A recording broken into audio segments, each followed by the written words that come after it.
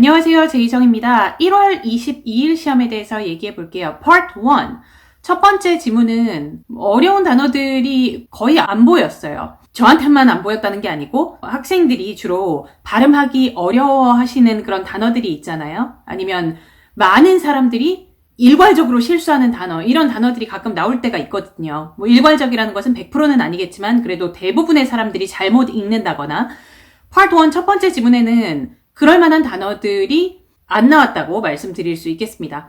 Program, region, reporter, theater 이 정도 단어들이 보였고요.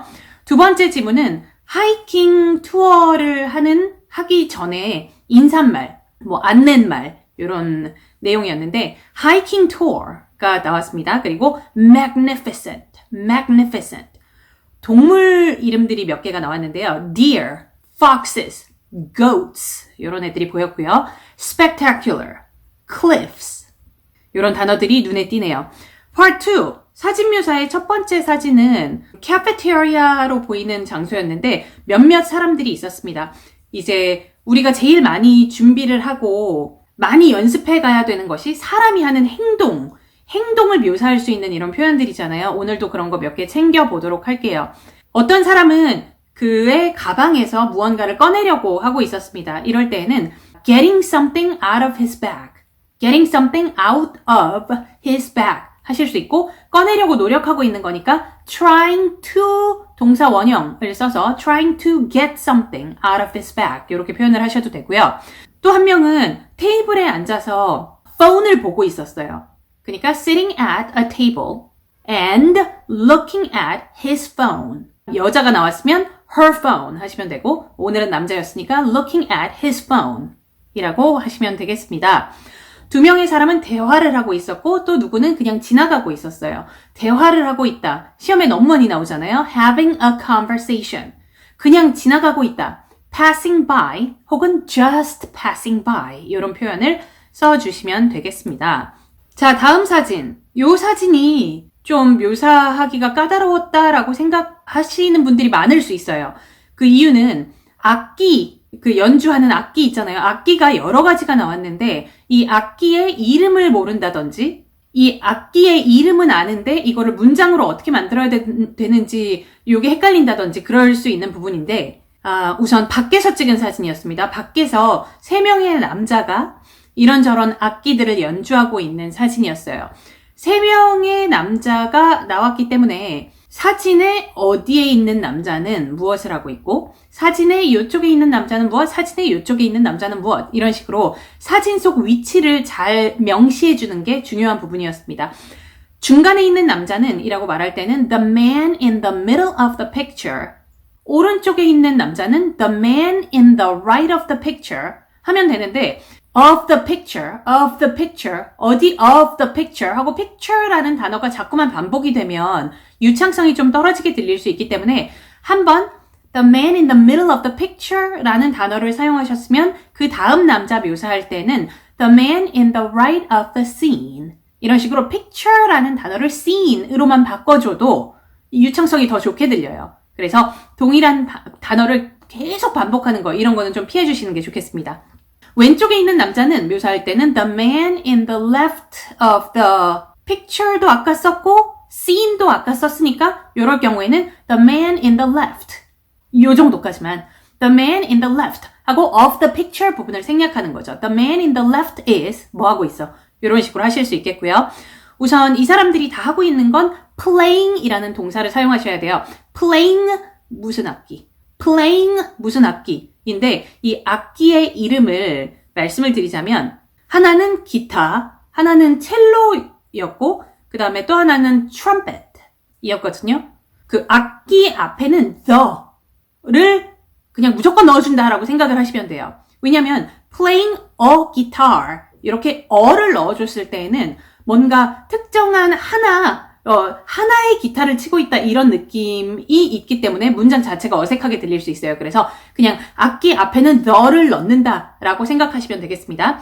Playing the guitar, playing the cello, playing the trumpet 이렇게 이 3명의 악기를 연주하고 있는 모습을 묘사하실 수 있는데 만약에 이 악기의 이름을 모르겠다. 그럴 수 있잖아요. 예, 시험 보실 때 악기의 이름을 명확하게 내가 지금 될 수 있는 상황이 아닌 경우에는 이 사진 속에는 3명의 남자가 있습니다. 그들은 다 제각기 다른 악기를 연주하고 있어요. 이런 식으로도 만점 받을 수 있는 겁니다. 그래서 단어를 모르면 어떻게 할 수가 없는 거잖아요. 그러니까 빨리 방향을 바꾸셔야 되는 거죠. There are 3 men in the scene. 하시고 They are playing different musical instruments. 이런 식으로 악기라는 단어를 써서 They are playing different musical instruments. 이렇게 묘사를 하셔도 좋고 뭐 이렇게 하고 나서 이제 이 사람들 옷을 묘사할 수도 있겠고 그 뒤에 있는 사물도 묘사할 수 있겠는데 오늘 시험에 제일 중요한 요소는 이들이 악기를 연주하고 있는 그 모습을 묘사하시는 게 중요했었다라고 말씀을 드리고 싶고요. Part 3. Part 3는 피크닉에 대해서 출제가 되었습니다. 5번 문제. When, who 이렇게 물어봤어요. When, 최근에, 언제, who, 누구랑 답은 정해져 있죠. 뭐 거의 매주 한 번씩 보이는 문제의 유형입니다. 저번 주, 저번 주말, 어저께 이런 거를 빨리 얘기를 하셔야 되고 누구랑? With my sister. 피크닉 가십니까?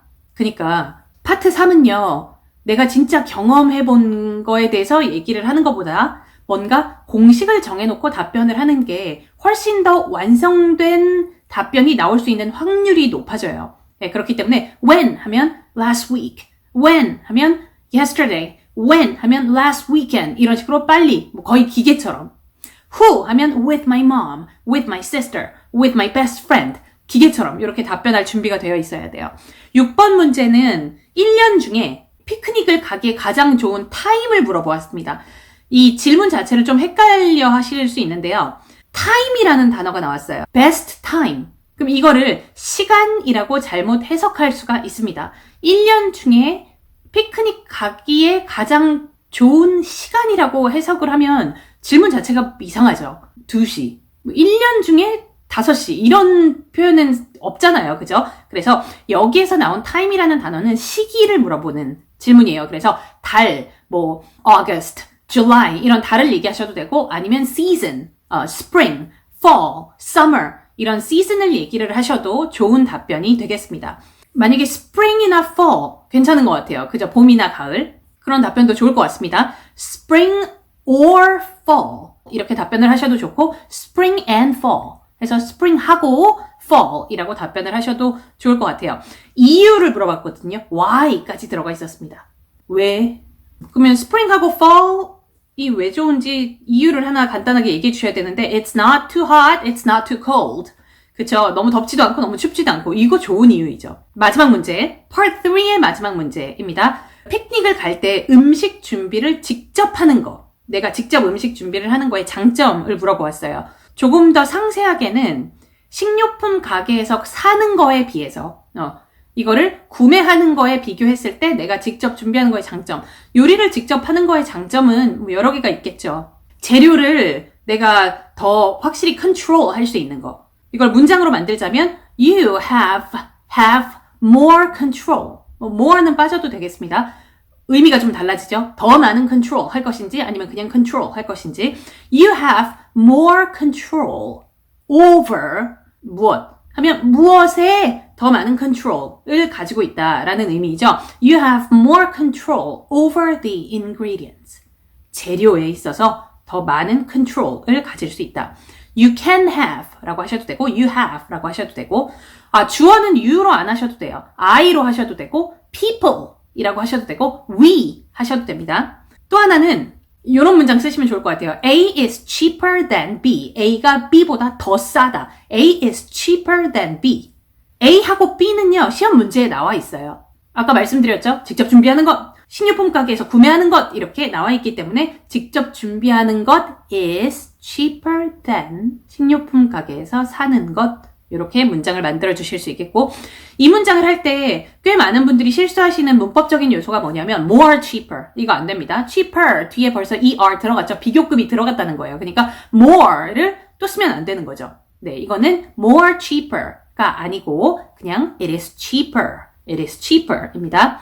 그리고 요리를 만약에 가족들이랑 함께 해서 준비를 하는 거면 뭔가 단합이 되겠죠. 가족들끼리 Cooking with your friend brings the family together. 이런 표현을 씁니다. 단합을 잘 시켜준다 할 때 brings the family together.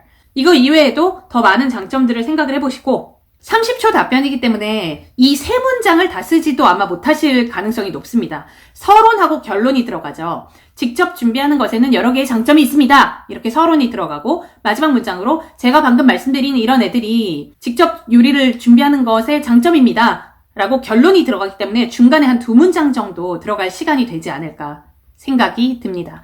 Part 4. 자, 세미나의 주제, 장소, 요일, 날짜 이렇게 나와 있고 그 아래에 디테일한 세션들이 이렇게 정리가 돼 있어요. 8번 문제, 날짜를 물어보았고 이 세미나의 시작 시간을 물어보았습니다. 날짜, 저 위에 있죠.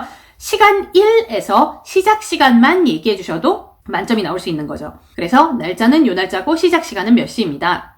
9번 문제, 9번 문제는 장소에 대해서 물어보았는데요. 다른 장소를 얘기하면서 또 거기에서 하냐? 라고 물어보았는데 그 장소가 이 장소가 아니었습니다. 그러니까 작년에는 여기에서 했는데 올해도 그 장소냐? 라고 물어보았고요. 올해는 그 장소가 아니라 이 장소입니다. 라고 그 정보에 명시된 장소를 얘기해 주시면 돼요. Actually, the seminar will take place 여기에서 진행됩니다.